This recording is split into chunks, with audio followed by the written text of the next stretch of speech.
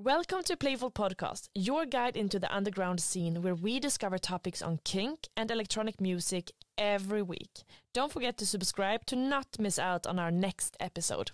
We are excited to be here today with DJ, producer and label owner Francois X, known for his deep hypnotic electronic music where he transcends various genre boundaries and his seamless mixing skills. In this conversation, we speak about how he got into electronic music and chose it as his career path, his view on profit and fame when it comes to DJs and producers, as well as his experience with drugs and alcohol, and so much more. I am Amanda, and this is Playful Podcast. We are happy to introduce a new collaboration interview that is available to read on playfulmag.com. First up is DJ Flatbeat, also known as Sam Jaggi, an outstanding personality on the European techno scene. DJ Flatbeat has always celebrated diversity and inclusion, which is also an obvious topic in the interview and overall at Playful Mag, as you know by now. We discuss his relation to femininity, self-expression, and his creative process, and much more. Head over to playfulmag.com and read the full interview.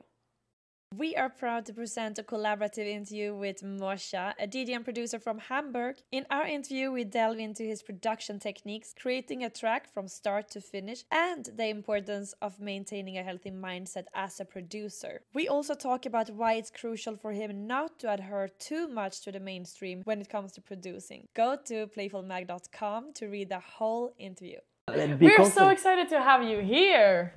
Me too. Yeah? Yeah. Very nice to catch you in these 10 days of touring. Yeah. If we start right in, how would you describe yourself using 3 words? Oh my God. Passionate, hypersensitive, and pragmatic. It's a bit like paradoxical. No. But yeah, 3 words those are the 3 words. Yeah. But that sounds stressful. No, why? Because I don't know, just being hypersensitive, and touring a lot and being in all hypersensitive, I'm thinking about, is it like sensitivity to energies or to what more? Everything, yeah. Everything. Feelings, energy, people, yeah. Then sounds super stressful. No, it's life. No, yeah. No, it's not, it's a good question. It's not stressful for me. It's just, no, I like it because I'm feeling, it makes me, I know that with that kind of characteristic or I think I'm feeling alive by being hypersensitive, yeah. It's not stressful. I like it, when I'm getting super emotional for a movie or for a situation with someone. I like it. Yeah. Bad or like a good feeling or bad feeling or like super sad feeling. I like it. Yeah, but do you? It's I like to feel. I also like to feel. I think. Yeah, I also appreciate that. But I'm just thinking because it also takes a lot of energy to feel. Definitely. Right? Yeah. So that could also lead to burnout symptoms and things has it been something you had to push yourself or get used to touring this much? It's not something you start out with directly. Yeah. What's been the journey until making it possible? You want to know everything about my life? I'm gonna dig. No, but before that, I was working in finance. Yeah, I heard that. Yeah, but music was always there, on the side. I was already playing in Paris, already playing in parties and... Berghain. I think, I played several times at Berghain and on Tuesday or Monday going back to work, so you want to know why I stopped doing finance and that is, I think, obvious. No, isn't it? No, it was not a choice, it was life. So if you could have decided, you would have done both? Yeah. Oh, right. Okay, then I want to know more. Yes. No. But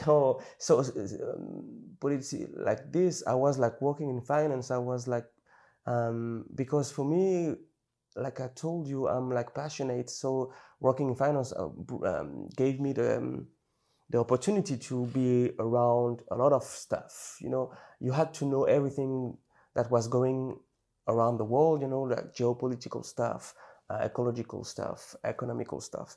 So, and music was also like something, you know, like there was like some similarities. It's about digging, you know, you dig.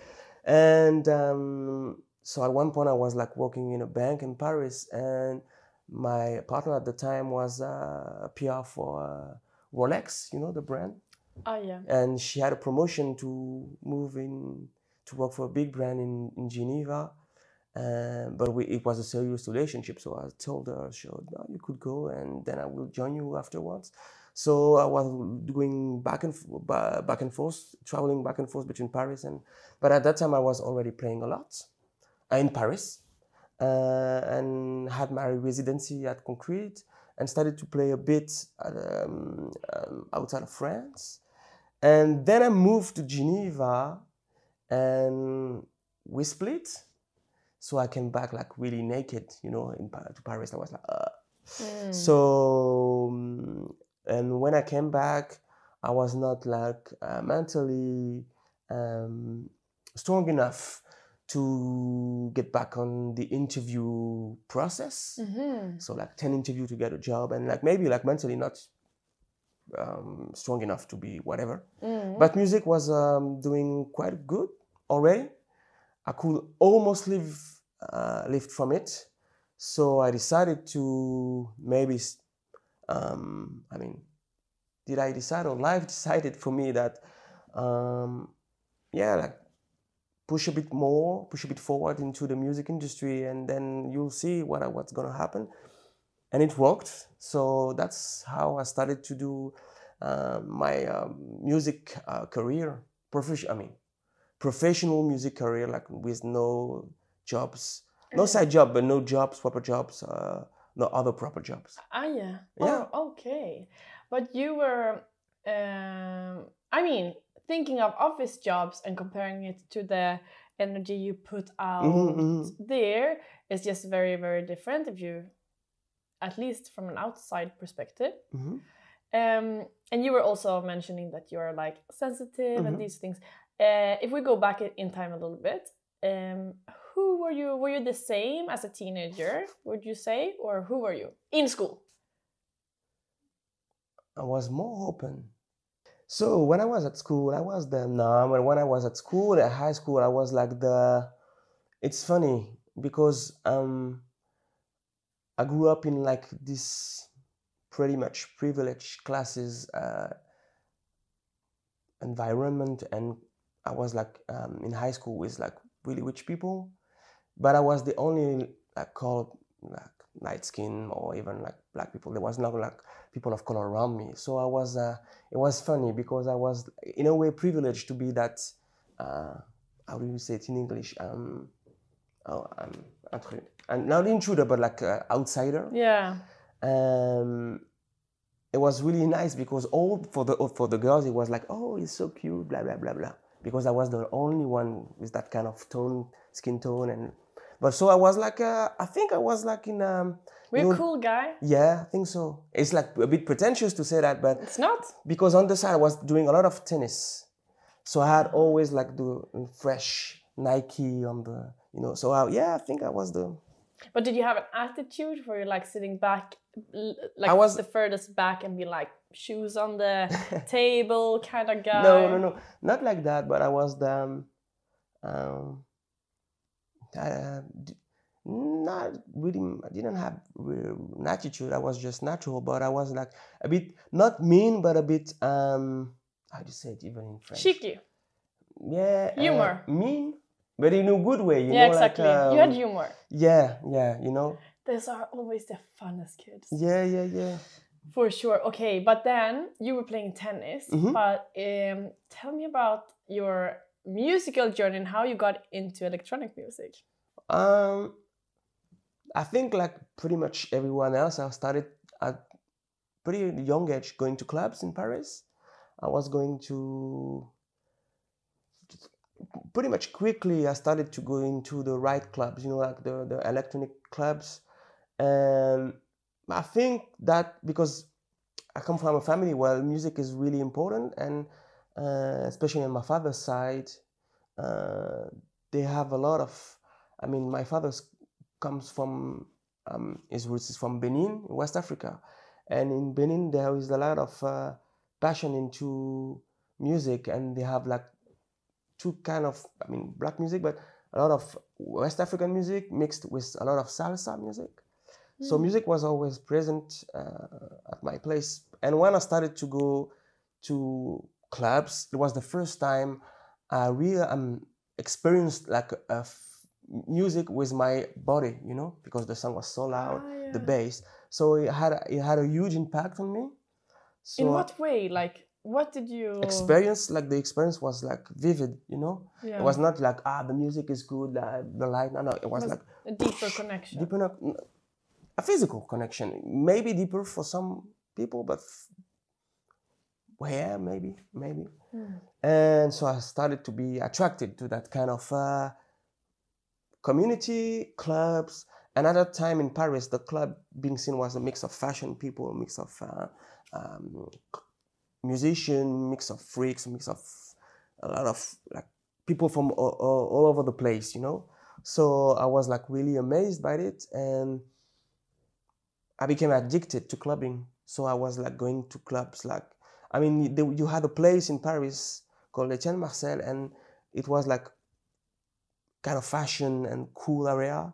And you had like those shops where people were putting flyers for the weekend parties, and actually became like a place, an area for the young cool kids of Paris. So as soon as you were leaving from Wednesday, as soon as you were leaving your school or high school or university, you were going there and you were staying there like all day long, because all of your friends, like they were working in shops, and so you were like wandering and talking about the next party. So I started to go out like maybe 3-4 times a week. Oh, that's a lot. Yeah, a lot. How old were you then? Yeah, a lot. 17. Whoa. Yeah. You're not even allowed to go out.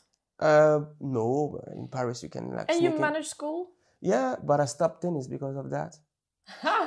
Yeah, it was not manageable to like going on club. You're like partying or school? Yeah. Partying. No, but school was okay, but tennis training and was not. You stopped tennis because of partying? Yeah, because I was doing a lot of competition.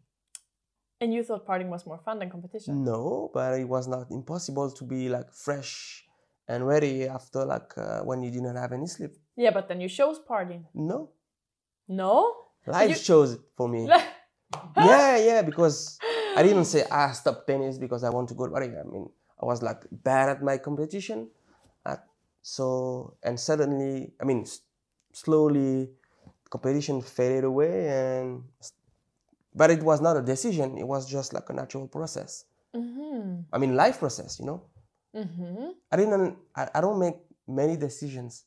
Life is making decisions. It's like more like I'm more like a natural processing person. All right. So you're not a very you don't analyze situations very much. Yeah. I'm pragmatic. Don't forget. So I analyze, but I don't know. I'm like just following a path, and I don't know where it's leading me, but I'm okay with that. Oh my God! It feels like you are so relaxed still about, but because it's very tricky for me to get a clear picture of you. Yeah. Even for me sometimes, Because normally I'm thinking like if you're sensitive and get like, then you are like, over analyzing stuff and being like anxious about doing the right choice, but yet you feel so laid back and letting life take you where it's supposed to go. I wouldn't say I'm laid back. I will say I'm accepting my fate. I'm accepting what's coming from any situations. It's just I'm handling the situations. That doesn't mean I'm laid back about them. I'm just like, all right, I'm processing, I'm assessing, and I'm like keeping on. That's it. Do you have like goals? Do you work with goals for yourself? Yeah, for sure. I'm more dreams, because some goals is like they are fixed. Dreams, they are infinite, you know. So if you some people say, if you chase your dream, you're never gonna go anywhere somewhere. But for me, dreams is more easier, because I can have big dreams and not reaching them, but they can stay dreams, you know, like you can go to bed and dream. But if you're fixing yourself some goals and you're not reaching them, you're like really disappointed, you feel ashamed, you feel bad, and you feel like useless. So I don't have goals, I have dreams. Yeah, I like that. Okay, but and do you feel that then maybe you don't get as disappointed if you don't reach them? It's more like easier to accept, because it's like not to or do you have time frame for it, or do you have more? Okay, easy. You're flowing with life. Sounds still yeah. In a way, but it doesn't mean it's laid back. It's more like you can still be like very serious and laid back, I think, or.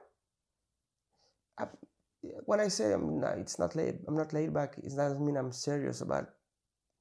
I'm not the opposite, but it's more like you said it right. I'm like floating, you know, like flowing. Yeah, I like that. You said flowing. Flowing. Isn't it the same? Floating and flowing. Floating is above water and flowing is in air. It's the same. I don't know. Well, okay. I think I'm starting to figure you out a little bit at least. Little bit. Let's see. Let's dig a bit. Yeah, more tricky than expected.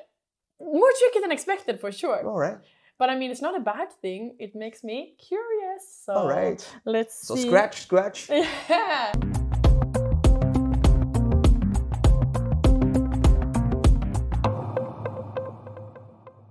Then you were 17, you started partying, and more like I started at 15 and a half. 15 and a half. Oh fuck. Okay, and then you went. What took like?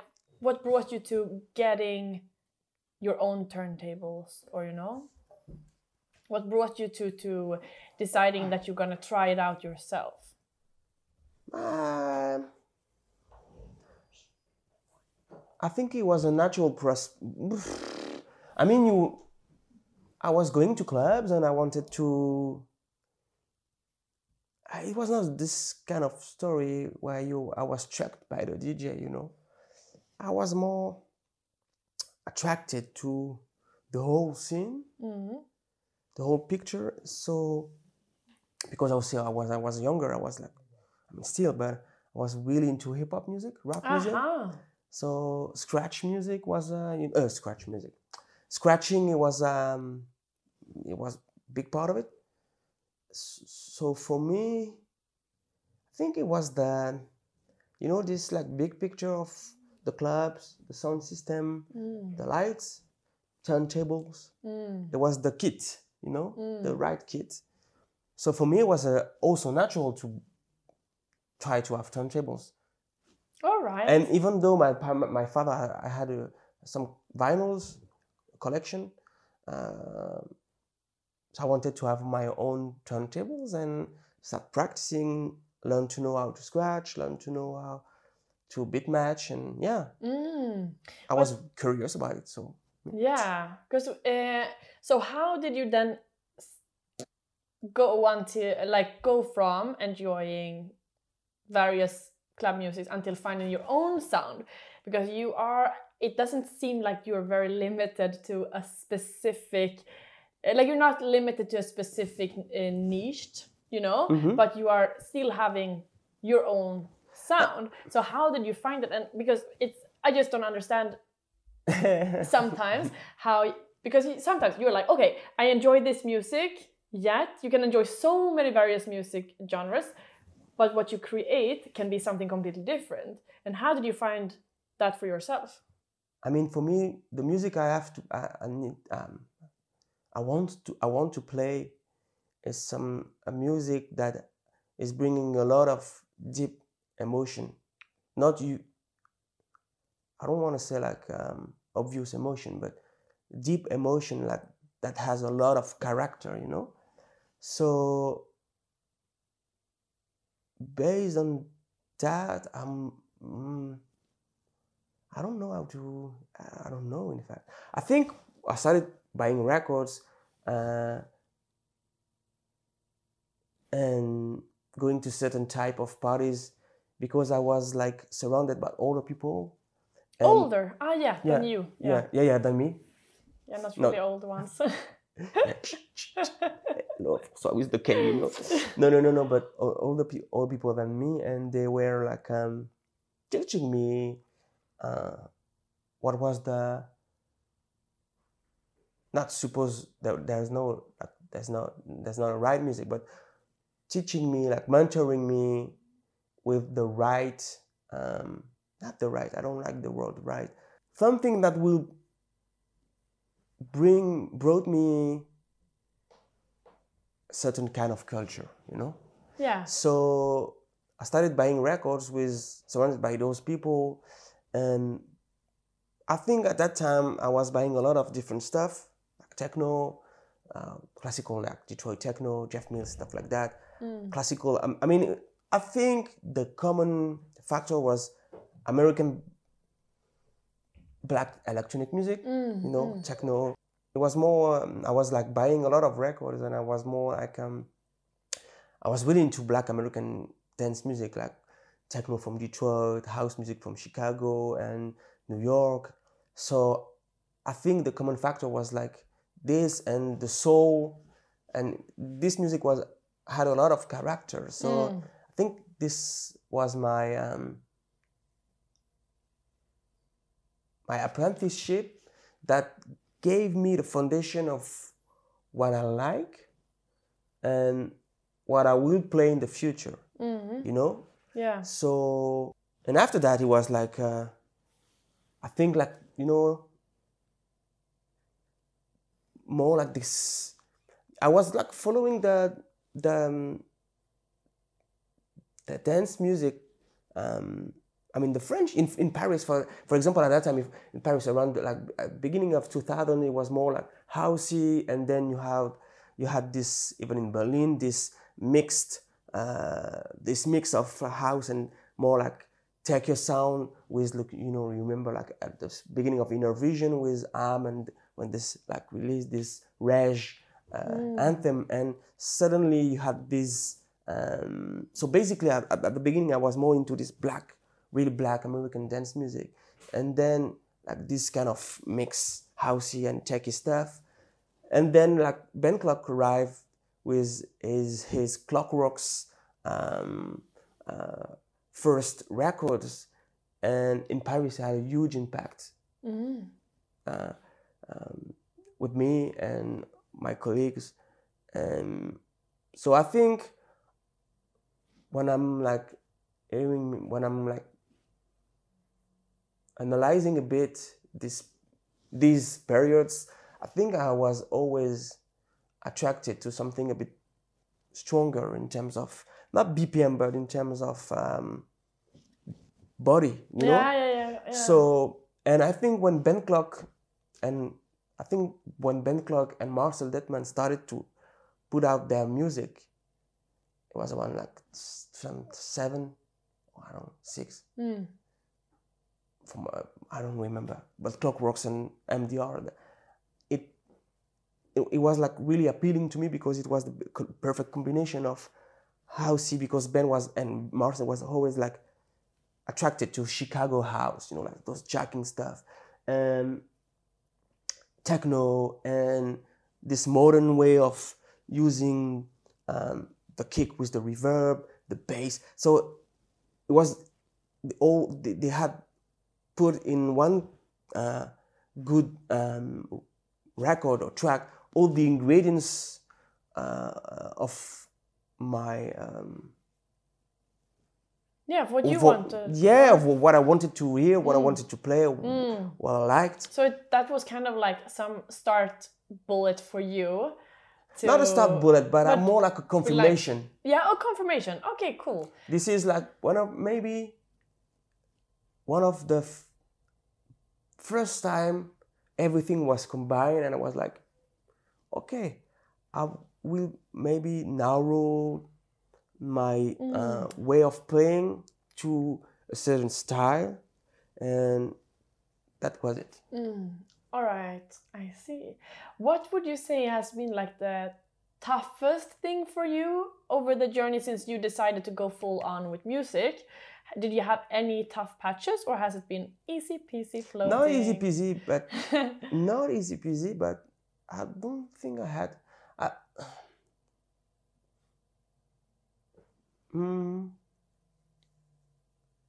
I mean, the toughest thing is to be still more open, you know. But because it's I come from when I grew up, started to be a young adult, or like young adult. I was at that time it was funny because it was pre-social media, pre Facebook, like around MySpace and stuff like that. And I was like hanging out in Paris into his mix of fashion, music, and cool area, you know. And at that time, cool was not hype, you know. Hype, to be hyped or to be into is something. Cool was not cool. It was not like mainstream, which that doesn't mean it's bad today, but it was more like a niche thing, you know. So it was, people tend to say, for happy fews, but it was more like a closed community. So at that time, the funny thing was not to be, showing off was not a good thing, you know. Not showing off in a bad way, but showing stuff, you know. So you were like wearing cool outfit without any logos. You were going to places without saying it. And so it was more like you look out to someone and you say, you know, you're part of my tribe. You have those shoes. Okay. I don't know. And for me, at a certain point with my friends or like the people around me, it was more about, you know, this cliche of being a bit selfish about your community. They don't know, you know, they don't know that, they don't know this, they don't know, we don't speak to them. So you start to become a bit close-minded in a way and close to people. But when you work in the entertainment industry, in the music industry, you have to be open to your fan.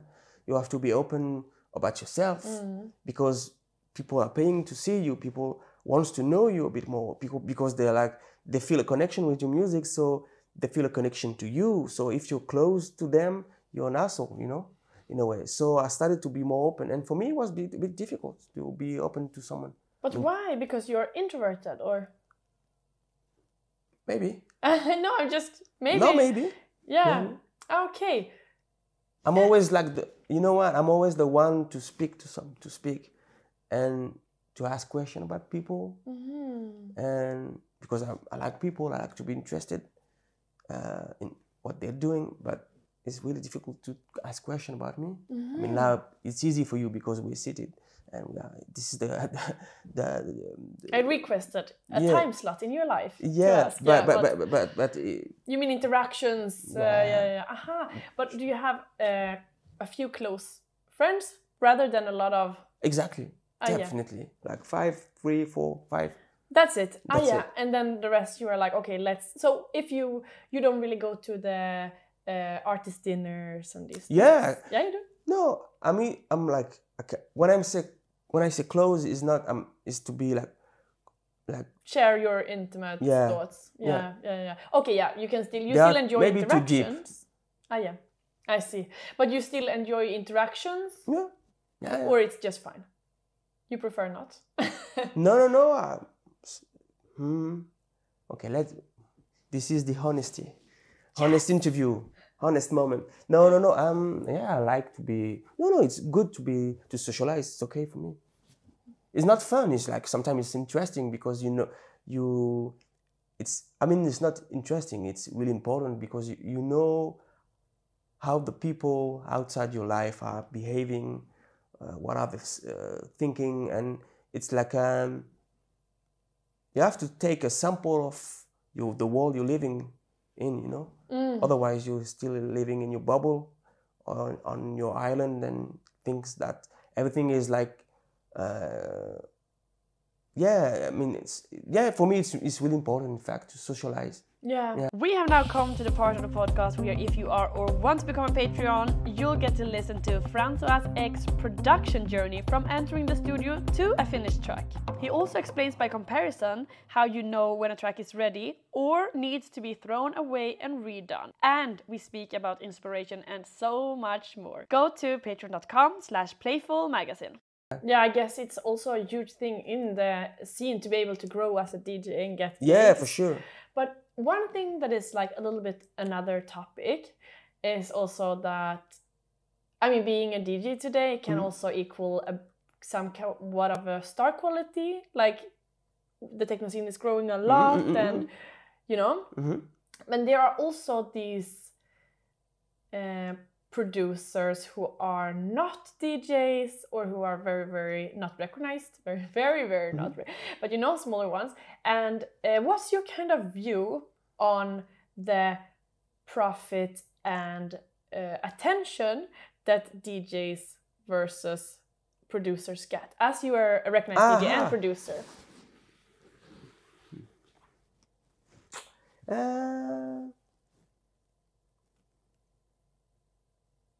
I think, it depends. Do you think,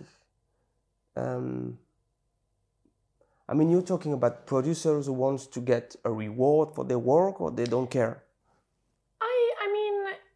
I guess as a producer, normally you do care about getting recognition for your art, right? Like, I think more people than not would enjoy recognition, and of course also revenue for what they're creating if it's being recognized,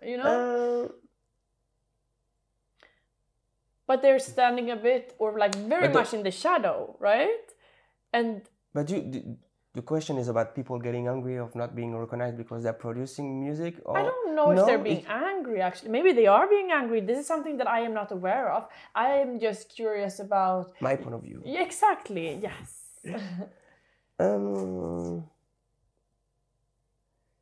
I was saying I started to be more open, and you said it's important as well for your job to be more open to people.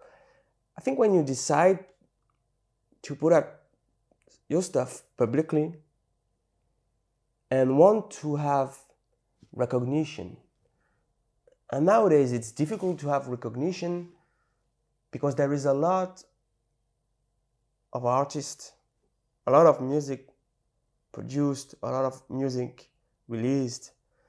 So if you're not ready to embrace the fact that to get noticed or recognized or even rewarded, you have to be publicly known and make the work, or like the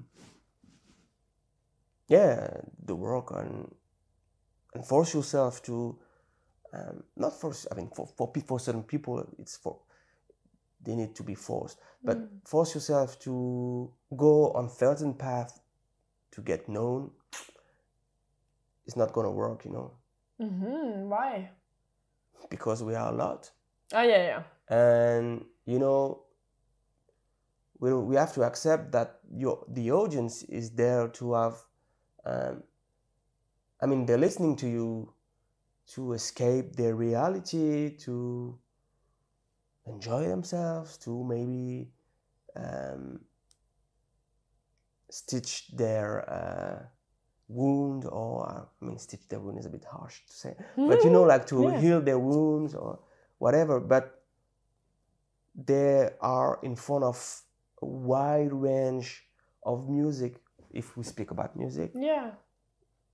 And sometimes, I mean, life as we live in, I mean, life as it is today is super fast, you know? Yeah, fast-paced, yeah. Fast-paced, and even me as a DJ, I'm like surrounded by many stuff. So when you have a lot of opportunities, a lot of propositions, the one who, I mean, as an artist, the one who are gonna be noticed are the one who are gonna use certain tricks, if we could say tricks, or like they're gonna market themselves, they're gonna embrace or like step into some way of being noticed. I don't know how to explain in English, but it's life. And when you realize also that if we're getting out of the electronic music scene and we're going on a more like on a bigger scale or like a more mainstream artist, when you go to like a concert of Travis Scott or nowadays or back in the more, I mean, everybody's going to like, we like to go to huge concert to experience this live feeling. Those artists are really big, but they started because of they started to be big because of the music, but because of all the persona they built, you know. And sometimes the persona is taking, how to say it in English, is the persona is bigger than the music itself. You know? Oh yeah, exactly. The fame, the star quality that they're creating. Oh yeah, definitely. And sometimes we like it, you know. Because sure. We like, oh, I like it because I want to be like him or like her, or I'm like her, you know. And so it's cool. So I think when you want to be a part of I call it the entertainment industry, because we're performing in front of people, you have to be aware that the people, I mean, to put it simply, we are people who are bringing like emotions to the audience, joy, sorrow, sadness, melancholia, like utopian dreams or whatever. So in English it's difficult to explain, but it's for me a duty to give them more, you know. I mean, we call it fame to highlight the feelings and take them along, amplify exactly, and take them along a journey of emotions. So so for me, when we go back to this question, the question about the producer, I think it's a tough question because some people doesn't care about it and they want to stay in the shadow and they want to be only in the studio because this is their like island bubble, you know, like the heaven, safe space or shelter. But the other ones who needs to have this recognition, it's a tough question. It's tough because you can't get this recognition if you're not known publicly. So you will be known around the professionals, but the public is not gonna get you. So you have to choose if you want to stay in the shadow or you want to be public. And maybe you don't even have the qualities to actually get attention. It takes a lot. Okay, last thing. What do you think got you out there? Me? I don't know. What do you think? I don't know. Was there something you could notice that you were like, after I did this thing, suddenly... I think okay. I was resident in Paris at in a party called the Five Beats. It was more housey. And I played a gig where I was supposed to open for Juan Atkins, but he didn't show up. Oh. And the promoters told me that, hey, you know what? I mean, I was aware of the issue before playing. And he said, you know, we were not going to announce it yet because it's not 100% sure, confirmed, but bring you more music. And then when I started to play, the confirmation was like already given that Ron Atkins will not show, won't be there. and I started to play his slot. But people, I mean, they did not notice it wasn't him. And they were like really enjoying the music. And at the end of the set, or maybe like, I don't remember exactly, but if it was at the end of the set, but afterwards people said, oh, but it was not Redatkin, it was you, François. And the word passed around Paris. And I think it was the first time where, damn, it's not that bad, that kid, you know? How old were you then? 23 to 4. Oh, yeah. And the other moment was when I started my residency at Concrete, because it was the moment when, you know, like techno started to be this new wave of the new era of techno, and Paris was like a bit dead at the moment, and Concrete brought that massive rebirth, you know. Yeah. And I was part of it, and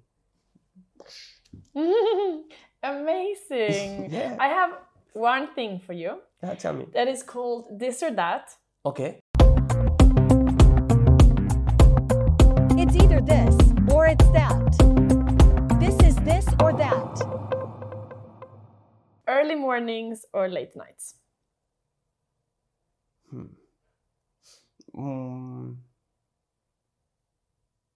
Early mornings. Yeah. And you want an explanation? Oh, of course. Because in the morning, in those early mornings, everybody's, is like sleeping. There is no distraction. But I like also, I like both. But not late nights. I mean, the regular nights, like 1 a.m., you know, in a city when everybody's asleep on a weekday. Because, I think both moments are, for me, the perfect way to be alone. And I like to be alone. Yeah, So, we got that. Yeah. Red Bull or red wine? None of them. Oh, Yeah. not red wine? I don't drink alcohol. Bubble water. Yeah. Bubbly water is the key. Is that your kind of request? Is that in your... Yeah, for sure. When you play, it's Yeah. bubbly water? Yeah, only. Only. Only. Perrier? No, which one is the best brand? Yeah. Perrier. Ah, yeah. Au San Pellegrino. I like that one too. Okay, alone time in studio or together with others?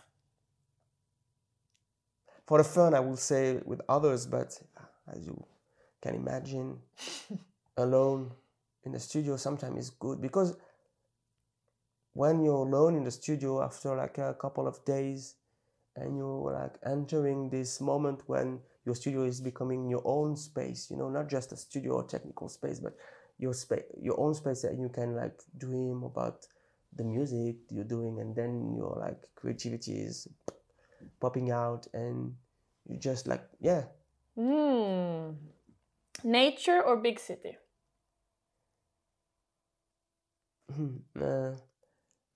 It's up.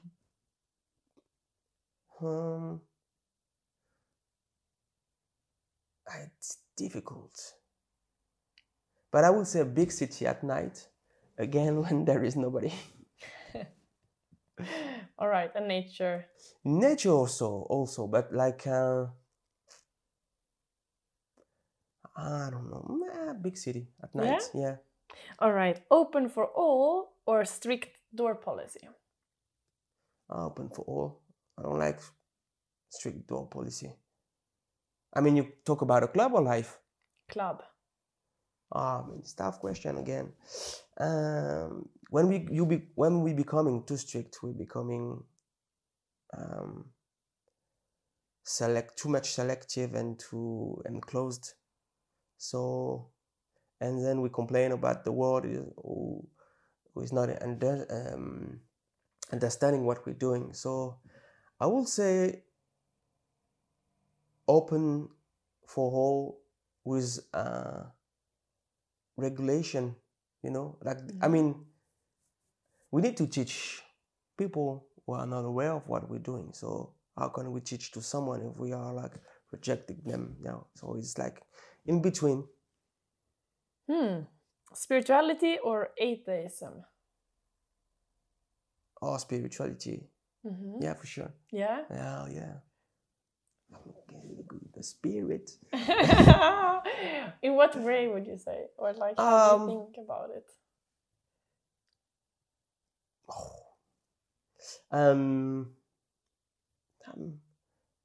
Like I've thought, I mean, being hypersensitive is like only about my spirit, my spiritual. I mean, I'm to be honest, I'm like pragmatic, but there is a lot of spirituality in how I perceiving the world, the humankind, the relationships between people, and I have several levels of layers of analyzing a situation. You know, starting with the pragmatism, then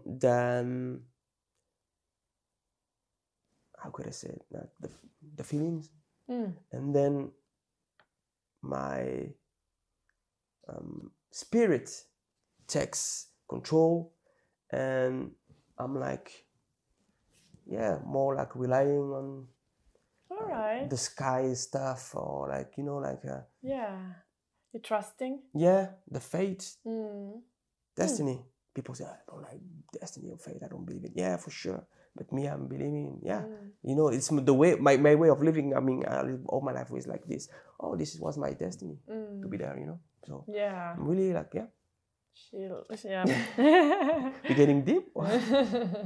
Last one. Yeah. Tinder or random meeting in a bar? I don't care about Tinder and run in a bar. Yeah. I don't drink, so I don't go to bars. But let's random. Like random in a club then? Yeah, random in life.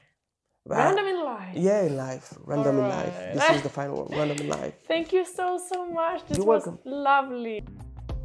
This was it for Playful Podcast this week, but please follow, subscribe, and listen to our next episode. And if you want to have a say about future artists, or even ask your own question to one of our guests, follow us on Instagram and make sure to add your question when we lift our coming guests. Thank you so much for joining, and see you next week.